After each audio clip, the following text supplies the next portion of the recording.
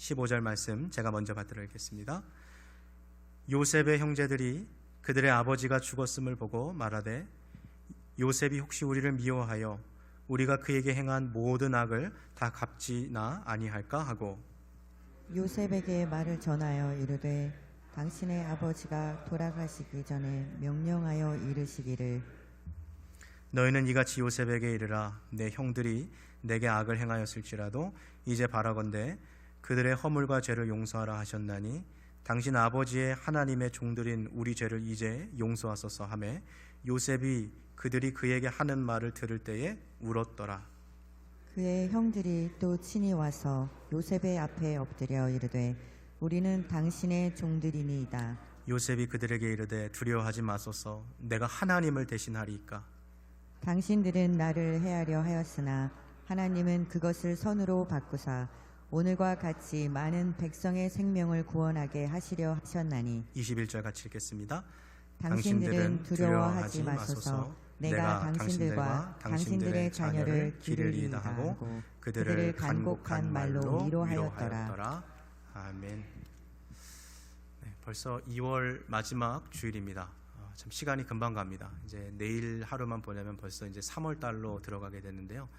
이렇게 빠르게 흘러가는 시간 속에도 매주 주일마다 함께 같이 모여서 예배드리는 우리 성도님들 계신 것이 또 이렇게 마주보고 예배하는 것이 제게는 큰 기쁨이 됩니다. 우리 전후좌우 계신 분들 보시면서 인사하실 때요. 집사님 보고 싶었습니다. 반갑습니다. 한번 같이 인사하시겠습니다. 반갑습니다. 네. 작년 2021년도 12월 30일 새해를 하루 앞두고 제레미 파스칼이라는 미국의 한 청년이 자기 친구 2명을 데리고 캘리포니아 주에 있는 올림픽 밸리라는 곳에 스키를 타러 이제 여행을 갑니다. 이 세 사람은 아주 프로페셔널한 스키어들입니다. 그러니까 우리가 흔히 생각하는 정해진 트랙을 타고 내려오는 그런 스키 타는 사람들이 아니라 우리가 TV에서 보는 막 공중묘기 하는 사람들 있잖아요. 막 앞으로 회전하고 옆으로 회전하고 막 그런 공중묘기 하는 사람들인데 이제 이 제레미 파스칼이 이제 자기 순서가 돼가지고 이제 이 스키 라인에서 이제 공중묘기를 하는 거죠. 근데 이때 그 사람이 뭘 했냐면 백플립을 한 거예요. 뒤로 도는 거죠. 그래서 2바퀴를 백플립을 이렇게 돌려고 하는데 한 바퀴를 돌고 나머지 2바퀴를 돌 때 차마 다 돌지는 못하고 머리부터 땅으로 이렇게 떨어진 거예요. 스키 타보신 분들은 아시겠지만 미국 그 스키장 트레일은요 어느 정도 땅이 이렇게 다 눈이 굳어져 있어요. 근데 그 트레일을 조금만 벗어나면 옆에 워닝 사인들이 있는데 그 워닝을 보면 뭐 나무에 부딪히지 않게 조심하십시오라는 워닝도 있지만 그 워닝 보면은 tree well이라는 워닝이 있어요. 이게 뭐냐면 커다란 나무 주변에 있는 눈들은 우리가 이렇게 밟으면 딱딱한 눈이 아니라 돌을 하나 싹 던지면 돌이 눈 안으로 쏙 들어가는 그런 부드러운 눈이 있죠. 그래서 이 큰 나무 옆에 쌓여 있는 그 눈들이 마치 우물물처럼 되어 있는 것 같아서 트리웰이라고 그러거든요. 근데 이 파스칼이라는 청년이 거기에 쑥 파묻힌 거예요. 이거를 미국의 한 단체가 한번 실험해 봤어요. 이 트리웰에 빠지면 혼자서 나올 수 있을까? 성인 남자 10명 중에 9명이 혼자 못 나왔어요. 누군가 꺼내줘야 되는 거죠. 이 파스칼이 묘기 부리다가 그 눈 속에 파묻혀가지고 업사이드 다운 상태로 거꾸러진 상태로 머리부터 들어가는데요. 눈 속에서 숨이 안 쉬어지는 거죠 이제. 그리고 이제 패닉이 찾아오는 거예요. 아 이러다가 내가 죽겠구나 하는. 그래서 숨을 이제 아껴 쉬고 친구들이 나를 봤을까 하는 그런 걱정이 있는 거죠. 때마침 다행히도 그 나머지 그 2명의 친구가 이 파스칼이 눈 속에 파묻히는 것을 봤어요. 그래서 2명이 빨리 달려가가지고 그를 이렇게 꺼내 주었습니다. 요즘에 그 젊은 사람들 그 스포츠 하는 사람들 보면 뭐 산악 자전거나 아니면 뭐 겨울 스포츠 하는 사람들 뭐 어떤 스포츠든지 헬멧에다가 이렇게 카메라 이렇게 장착하고 사람들 운동하잖아요. 뭐 고프로 같은 거. 그래서 이때도 마침 그 친구가 이 헬멧에다 고프로 같은 이 카메라를 달아서 그 사람이 공중묘기 부리는 거, 그리고 그 눈 속에 파묻히는 거, 그리고 그를 구출해주는 그 모든 긴박한 장면이 다 거기에 녹화가 된 거죠. 그래서 이게 ABC 뉴스, 폭스 뉴스에 작년 그 12월 마지막 날에 그게 나왔어요. 이게 왜 나왔냐 하면은 사람들에게 이 겨울 스포츠 할 때 이거 조심하라는 거예요. 의외로 한 해 가운데 이 tree well 거기에 빠져서 죽는 사람들이 꽤 많다는 거예요. 그래서 이거를 snow immersion suffocation이라고 그러거든요. 굳이 한국말로 바꾸면 눈 침수 질식 사건이에요. 의외로 많은 사람들이 겨울 스포츠 하다가 눈에 빠져서 질식사하는 경우들이 많이 있다라는 거죠. 여러분, 우리가 살아가면서 스키 타다가 눈에 빠져서 질식할 가능성이 사실 얼마나 되겠습니까? 그런 일은 우리에게 거의 일어나지 않을 거예요. 그러나 바로 이렇게 눈 침수 질식 사건과 마찬가지로 누군가가 우리를 꺼내주지 않으면 나 스스로 나올 수 없는 그런 위태로운 상황에 빠질 때는 우리가 많이 있겠죠. 오늘 그와 같은 비슷한 상황을 한번 좀 같이 이야기해 보려고 합니다. 바로 용서에 대한 주제를 오늘 한 번 더 같이 이야기해 볼까 합니다. 우리가 누군가한테 잘못하고 실수한 것에 대해서 우리가 용서를 구할 수도 있겠죠.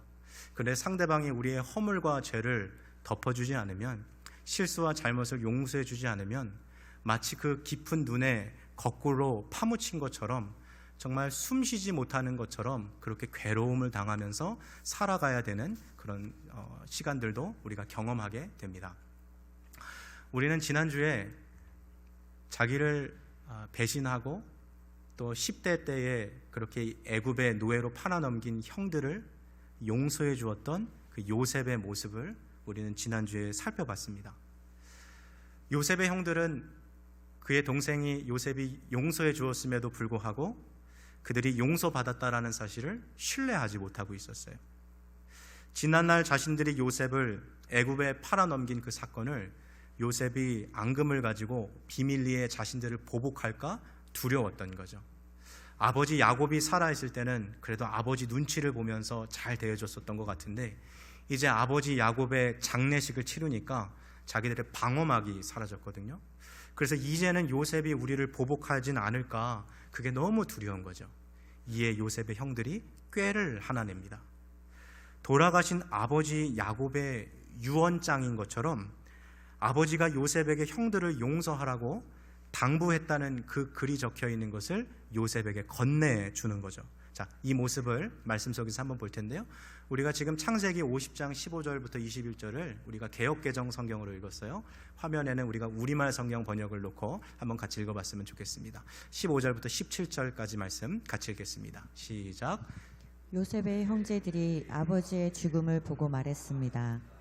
혹시 요셉이 우리에게 원한을 품고 우리가 그에게 했던 모든 잘못에 대해 안갚음을 하면 어떻게 하지?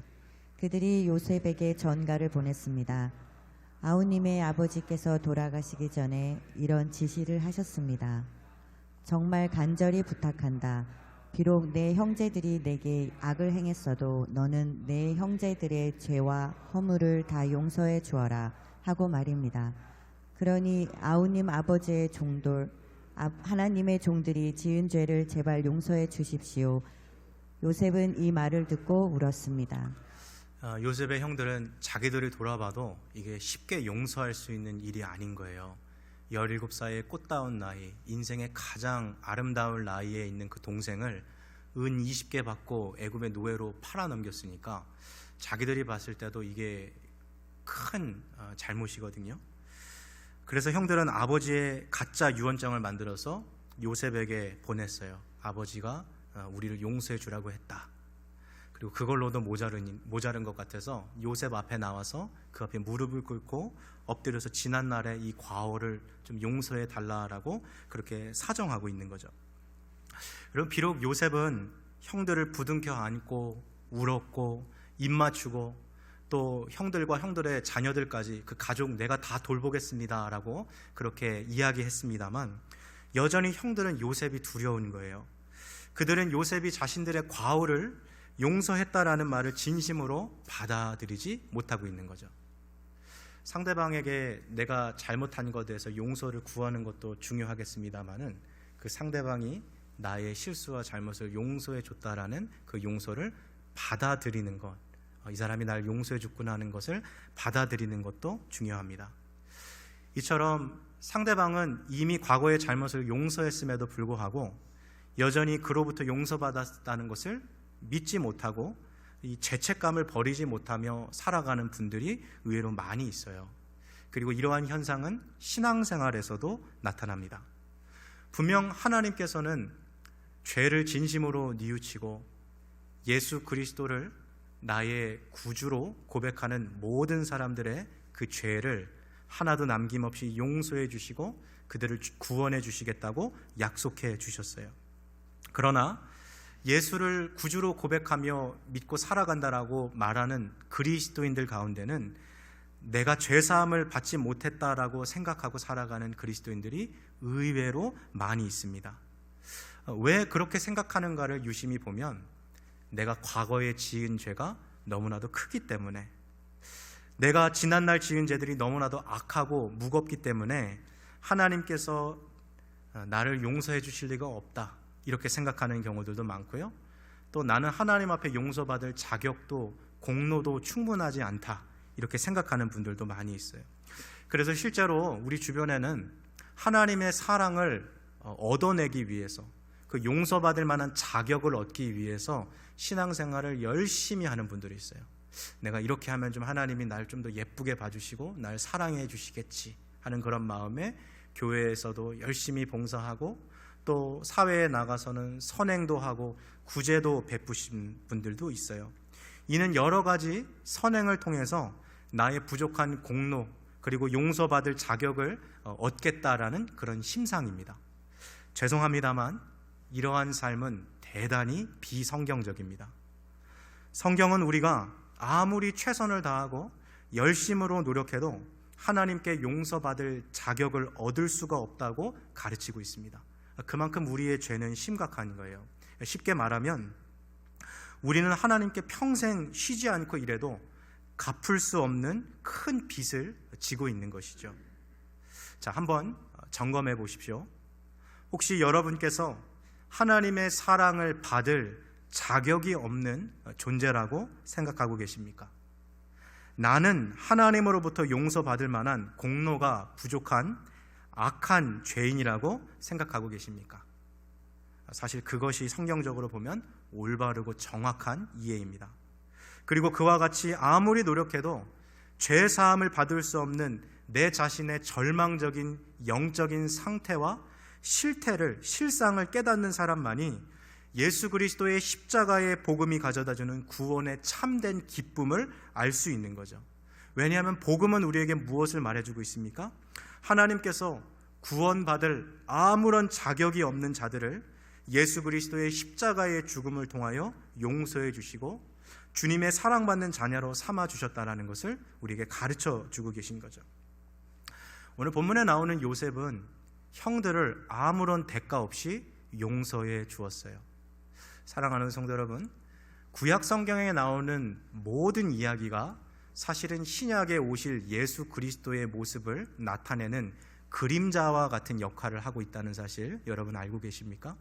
그렇다면 사실 요셉의 이 모습은 누구의 모습을 보여주고 있는 거예요?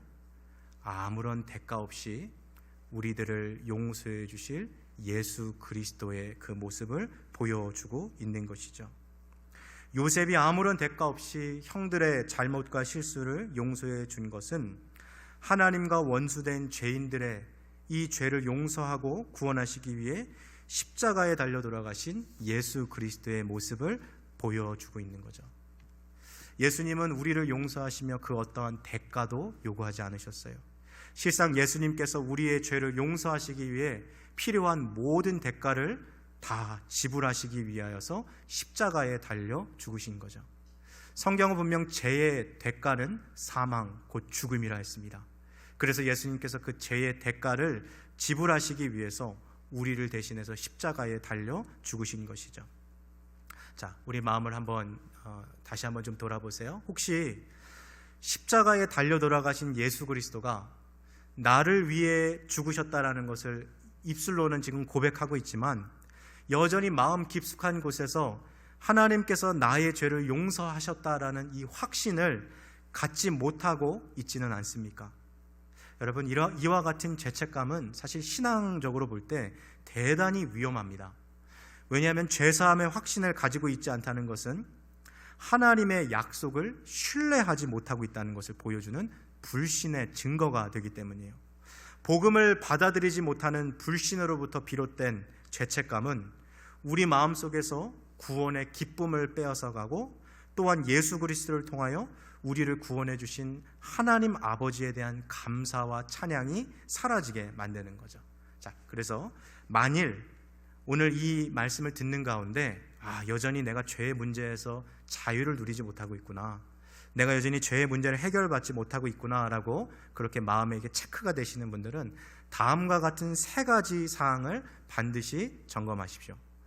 첫 번째로, 여태까지 내가 자기중심적으로 살아감으로써 하나님의 사랑과 용서를 받을 만한 아무런 자격이 없는 절망적인 그러한 영적인 상태에 놓여 있다는 것을 겸손하게 인정하십시오.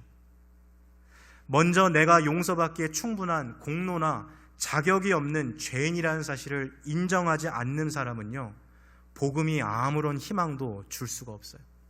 먼저 내가 하나님 앞에 어떠한 용서받을 만한, 사랑받을 만한 자격도 공로가 없는 사람이라는 거 인정하는 거, 이게 첫 번째입니다. 자, 되셨습니까? 그럼 이제 두 번째로 넘어가세요. 죄를 회개하고 예수를 구주로 믿고 고백하며 살아가는 모든 자들의 죄를 용서하시고 구원하여 주시겠다라는 하나님의 그 약속의 말씀을 믿음으로 붙드십시오. 지난날의 나의 잘못과 실수에 대해서 하나님 앞에 진심으로 회개하고 또 하나님 앞에 용서를 구하셨습니까? 또한 내가 지은 그 죄들을 대신해서 예수 그리스도께서 십자가에 달려 죽으셨음을 여러분 믿고 계십니까? 그렇다면 하나님께서 나의 죄를 사하여 주셨음을 주님의 약속의 말씀을 근거로 신뢰하시기를 축복합니다. 세 번째는요, 하나님께서 한 번 하신 약속은 절대로 패하지 아니하시고 반드시 지키시는 분이라는 것을 신뢰하십시오. 하나님께서 한 번 말씀하시는 것은 변개치 않으십니다. 변하지 않아요. 즉 하나님께서 죄를 회개하고 예수를 구주로 고백하는 모든 사람들의 죄를 용서하시겠다고 약속하셨으니까 반드시 그렇게 하실 거예요. 죄를 회개하고 내가 예수 그리스도를 믿고 있다면 내 죄가 이미 용서받았고 내 안에 영원한 생명이 있으며 구원을 보증하고 계시는 성령 하나님이 나와 함께하고 계시다는 사실을 여러분 신뢰하십시오. 여러분, 이러한 진리를 통해서 예수 그리스도 안에 주어진 죄사함의 은혜를 확신하며 우리 마음에 주님 주시는 죄사함의 감사와 기쁨이 넘쳐나기를 주님의 이름으로 축복합니다. 자, 다시 한번 요셉의 이야기로 돌아가 봅시다. 사실 형들의 말대로 요셉은 얼마든지 형들을 원망할 수 있었고요, 또 형들에게 보복할 수 있었어요. 그가 당한 일을 한번 생각해 보세요. 요셉이 형들을 용서하지 못하고 평생 원망해도 그 누가 요셉을 탓하겠어요? 그러나 요셉은 원망의 길을 선택하지 않았어요. 오히려 요셉은 그가 형들을 용서하는 것이 하나님의 뜻임을 나타내죠. 자, 화면에 창세기 50장 19절부터 21절 말씀, 우리말 성경입니다. 우리 한번 세 구절 같이 읽겠습니다. 시작. 요셉이 형제들에게 말했습니다. 두려워하지 마십시오. 제가 하나님을 대신하겠습니까? 형님들은 저를 해치려고 악을 꾀했지만 하나님은 지금 보시는 것처럼 그것을 선하게 바꾸셔서 오늘날 많은 사람들의 생명을 구하셨습니다. 그러니 두려워하지 마십시오. 제가 형님들과 형님들의 자식들을 기르겠습니다. 요셉은 형제들을 안심시키며 부드럽게 말했습니다. 혹시 요즘에 나를 괴롭히는 사람 때문에 마음이 힘든 분들 있습니까? 정말 원수 같은 사람 때문에 마음이 괴로운 분들 있습니까? 오늘 성경책 창세기 50장 20절에 밑줄을 그시고 그 말씀을 계속 묵상하십시오. 당신들은 나를 해치려고 악을 꾀했지만 하나님은 지금 보시는 것처럼 그것을 선하게 바꾸셔서 많은 사람들의 생명을 구하셨습니다. 이와 같은 역사를 베푸시는 하나님이 우리의 삶 가운데 지금도 일하고 계시다는 사실을 여러분 믿음으로 고백하실 수 있기를 주님의 이름으로 축복합니다. 미국에서 교회를 다니는 한 여자 집사님이 있어요. 이 여자 집사님은 자녀들도 참 교육을 잘했어요. 애들이 품행도 되게 좋아서 예절도 되게 바르고 그래서 성품도 좋고, 교회 가면은 집사님들이 이 애들 보면서 놀라는 거예요. 와, 집사님 애들을 어떻게 양육했길래 얘네가 이렇게 애들이 품행도 올바르고 어른들 보면 예절도 예의 범절도 잘 지키고 이렇게 올곧게 잘 자랐습니까? 부러움의 대상인 거죠. 근데 이 여자 집사님이 비즈니스도 하는데 아주 그 경제적으로도 아주 부유해요. 그래서 땅을 50에이커 정도 이렇게 갖고 있어요. 그러면 1에이커 크기가 축구장 반 사이즈 정도 되거든요. 그러니까 50에이커면 엄청난 큰 땅이에요. 이번에 남편도 신앙도 좋으시고 성품도 되게 좋아요. 매너도 좋고. 그러니까 남들이 볼 때는 뭐 부러울 것 하나 없는 인생을 살고 있는 거죠. 자녀들도 올바르게 자라서 자기 할 일을 다 잘하고 있죠. 비즈니스도 뭐 날이 갈수록 이렇게 성행하죠. 남편도 속 안 썩이고 매너 좋고 아내하고 자녀들에게 잘하죠. 그러니까 남들이 볼 땐 너무 행복한 인생을 살아가고 있는데 이 여자 집사님에게는 사실 비밀과도 같은 상처가 하나 있어요. 그게 뭐냐면 어렸을 때 자기 아버지한테 학대를 받고 살아왔어요. 아버지가 맨날 저녁 늦은 시간만 되면 술에 취해가지고 엄마를 계속 때리는 거예요. 계속 엄마를 정말 죽일 때까지, 이러다 사람 죽겠구나 싶을 정도로 엄마를 때려요. 그리고 그게 다 끝나면 이제 자기 방으로 들어와가지고 잠자고 있을 때는 잠자는 애 깨워가지고 이 여자 집사님을 그렇게 어렸을 때 계속 폭행한 거죠. 아버지에게 받은 이 학대가 너무 큰 상처로 남아있는 거예요. 어떻게 이런 아버지랑 같이 살겠어요. 그래서 어린 시절 일찍 집을 나와가지고 아버지를 떠났어요. 그리고 이제 뭐 수십 년 동안 아버지랑 연락도 안 하고 얼굴도 한번 안 보고 그냥 그렇게 남처럼 살아갔던 거죠. 근데 그 수십 년의 시간 동안 이 집사님이 뭘 했냐면, 언젠가는 내가 우리 아빠를 다시 만나게 되면 내가 반드시 이 말을 해주리라 하는 것을 때마다 리허설을 한 거예요. 자기가 이렇게 상상을 해보는 거죠. 아빠를 만나게 되면 이 말을 반드시 하자. 아빠, 나한테 왜 그랬어? 아빠, 그렇게 해서는 안 됐지. 당신 정말 나쁜 사람이야. 세상에 당신 같은 아버지가 어딨어. 당신은 정말 이 세상에 있어서는 안 된 인간이야. 막 이렇게 그 아버지에게 상처 줄 수 있는 그 말들 있잖아요. 내 안에 그 분노와 증오가 너무 이게 해결이 안 되니까, 여러분 사람이 얼마나 그 미움이 가득하면 그걸 리허설 하겠어요. 때마다 내가 우리 아빠 만나면, 내가 그 사람 만나면 내가 이 얘기 반드시 해줄 거야. 그 사람이 얼마나 나쁜 사람인지, 얼마나 정말 내 인생에 씻을 수 없는 상처를 주는데 이거 반드시 얘기할 거야. 그렇게 그 마음을 품고 살아왔는데 어느 날 소식을 듣게 됐어요. 자기가 그렇게 미워하고 증오하던 그 아버지가 심장마비로 갑자기 세상을 떠난 거예요. 여러분, 이분의 이 마음 가운데 그 분노와 그 마음 가운데 있는 그 미움이 그게 어떻게 그게 해결되겠습니까? 이미 아버지는 세상을 떠나버렸는데. 이분이 할 수 있는 선택은 두 가지밖에 없어요. 이미 세상을 떠난 그 아버지에 대한 분노와 원한을 가슴에 품고 계속 살아가던가, 아니면 이미 세상을 떠나버린 그 아버지에 대한 분노와 미움을 이제 다 내버리고 살아가는 두 가지 길 중에 하나가 남아있는 거죠. 여러분, 의외로 우리 주변에는요, 지금 우리 가운데도요, 이 여자 집사님과 같이 해결되지 않은 그 아픔과 상처를 간직한 채 살아가는 분들이 많이 있어요.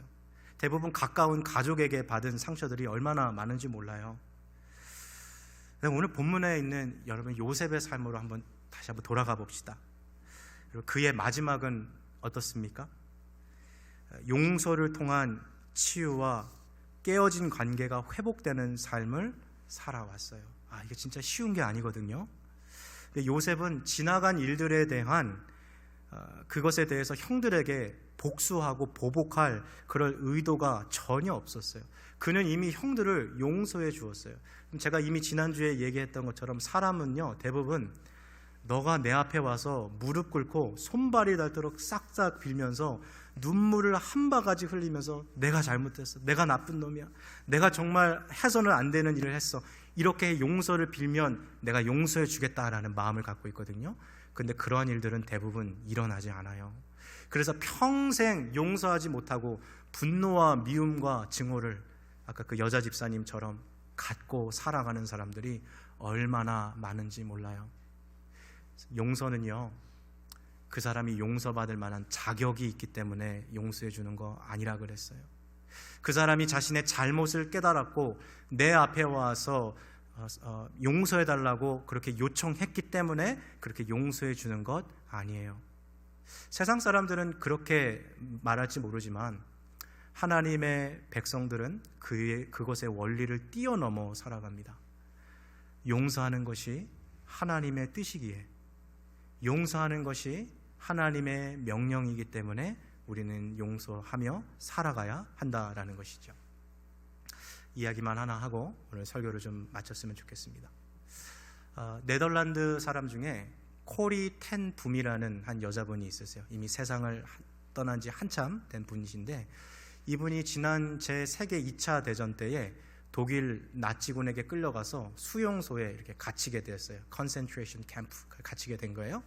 거기 자기 언니랑 잡혀갔는데, 여러분 뭐 그 다큐멘터리 같은 거 보시면 나오지만 독일 사람들이 정말 인간으로서는 정말 하기 상상한 일들을 했잖아요.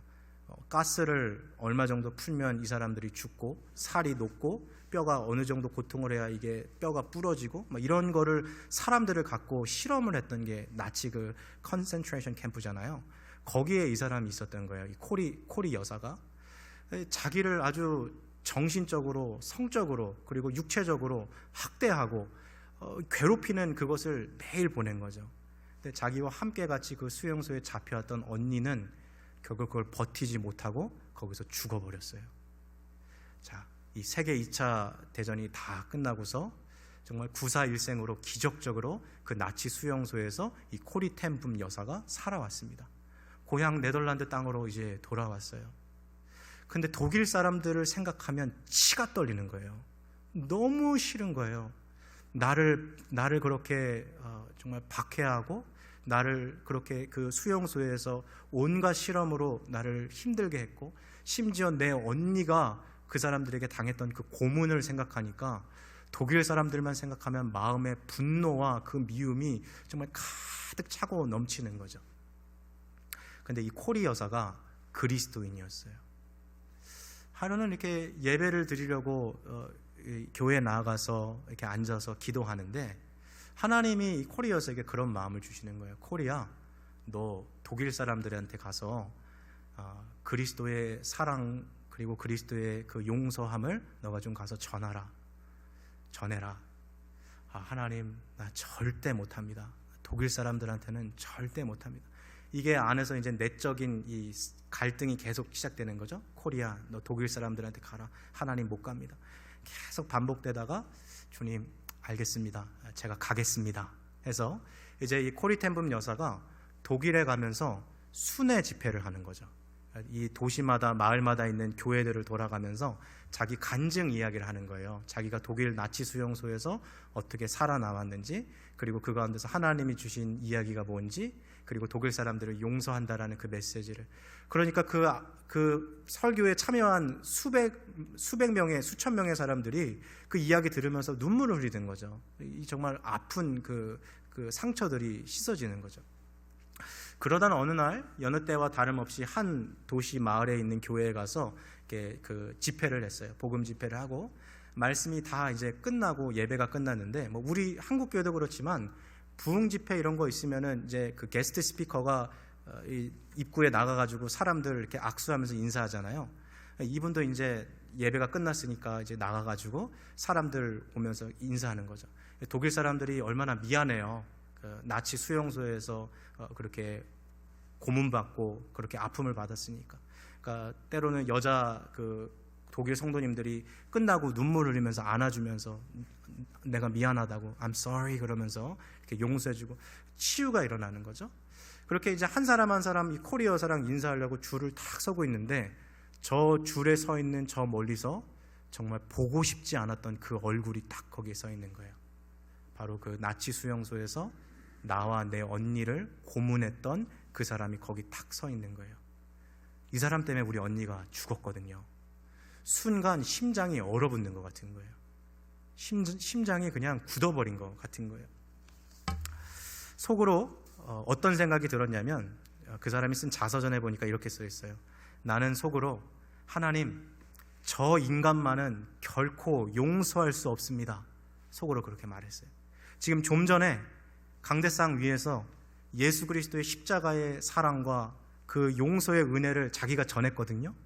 근데 지금 이 사람들하고 인사하는데 그 사람 얼굴을 보니까 나를 고문했던 그 사람, 언니를 죽음에 이르게 했던 그 사람, 쳐 죽이고 싶었던 그 원수의 얼굴이 자신을 향해서 한 걸음 한 걸음 이렇게 다가오고 있는 거예요. 이때 하나님께서 코리 여사의 마음에 말씀을 넣어주세요. 코리, forgive him. 코리야, 너 용서하거라. 그러자 속으로 대답해요. No, God, I can't. 하나님 안 돼요. 저 인간만은 용서할 수가 없어요. 코리, forgive him. 코리야, 용서해라. 하나님 안 돼요. 저 인간만은 용서할 수 없어요. 이게 계속 안에서 내적인 싸움이 하고 있는데 어느 순간 그 원수 같은 그 독일 사람이 줄 앞으로 다가와서 그녀의 눈앞까지 찾아온 거예요. 그녀의 마음속에 번개 같은 생각이 스쳐 지나갑니다. 하나님의 음성이었어요. 코리야, 나는 너가 저 사람을 용서할 수 있느냐 없느냐 그거를 묻고 있는 게 아니라 용서하겠느냐 안 하겠느냐 그거를 묻고 있는 것이다. 코리야, 용서하라는 것은 나의 명령인데 너가 내 명령에 순종하겠느냐 안 하겠느냐, 그 마음이 지나가는 거예요. 여전히 그 마음속에 그 원수 같은 사람을 향한 불같은 분노와 미움이 막 떠오르는 거예요. 상상해 보세요. 이 사람 때문에 내 언니가 죽었거든요. 이 사람이 정말 나를 너무나도 힘들게 고문했거든요. 그 정말 꿈에도 만나기 싫은 그 사람이 내 앞에 나타나는데 어떻게 용서할 마음이 갑자기 확 나오겠어요. 그래서 그녀의 자서전을 읽어보면 이 순간을 이렇게 기록했어요. 나는 그때 그 사람을 용서하고 싶은 마음이 조금도 없었지만 용서해야만 한다는 주님의 명령이 내 마음속에 깨달아지는 순간 하나님의 명령이라면 할 수 없지요. 그러면 용서해야지요 라고 생각했다. 그래서 나는 용서하고자 하는 마음과 느낌이 없이 다만 하나님의 명령에 순종하기 위해서 손을 내밀었다. 그런데 이상한 일은 내가 하나님의 명령에 순종하여 손을 내밀어 그를 안는 순간 주님께서 내 마음속에 그를 진심으로 용서할 수 있는 마음을 부어주셨다는 것이다. 그녀의 이 자서전 일기장에 이렇게 적힌 거예요. 저는 이 대목에 좀 주목해 보면 좋겠어요.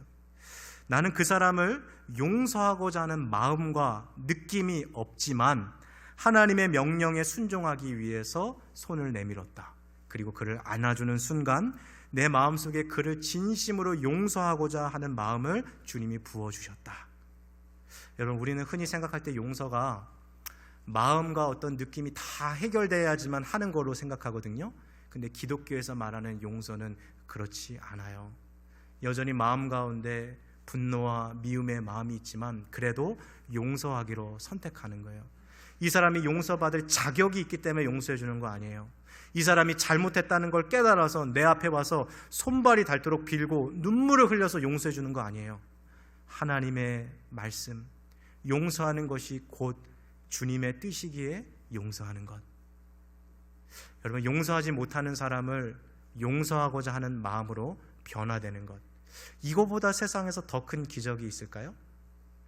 오늘 이 코리 텐 붐 여사가 남긴 용서에 대한 유명한 글을 하나 인용해서 주보에 실어놨습니다. 화면에도 보여주시고요. 주보 갖고 계신 분들은 오른쪽 속지 안쪽에 굵은 글씨로 제가 해놨고요. 화면으로 보셔도 될 것 같아요. 같이 한번 읽겠습니다. 시작.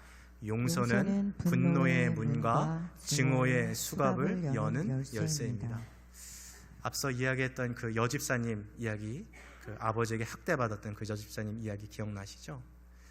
평생토록 가까운 가족을 용서하지 못해서요, 분노 안에서 살아가는 사람들이 얼마나 많은지 몰라요. 증오의 수갑을 차고 살아가는 사람들이 얼마나 많은지 모릅니다. 사랑하는 성도 여러분, 아직 우리 마음에 용서하지 못한 사람들 혹시 있지는 않습니까? 용서는 분노의 문과 증오의 수갑을 여는 열쇠라고 그렇게 이야기합니다. 우리 이제 그 사람 놓아줍시다. 그 사람 용서해 줍시다. 하나님께서 우리를 아무런 조건도 없이 용서받을 자격도 없는 우리들을 용서해 주셨으니까 우리도 그 사랑받은 자들로서 우리도 아무런 대가나 어떠한 조건 없이 그 사람들 용서해 줍시다. 여러분, 이게 쉽지 않습니다. 어려운 거라는 거 알고 있어요. 그렇지만 용서하는 삶을 살아갈 때 비로소 우리의 마음 가운데 참된 자유가 주어지고 분노와 미움으로부터 해방되어지고 그리고 주님을 닮아가는 참된 사랑이 우리 안에 머물 수 있게 될 것입니다. 하나님의 이 말씀을 따라서 용서하는 삶, 그렇게 살아갈 수 있는 저와 여러분 되시기를 주님의 이름으로 축복합니다. 함께 같이 기도하시겠습니다.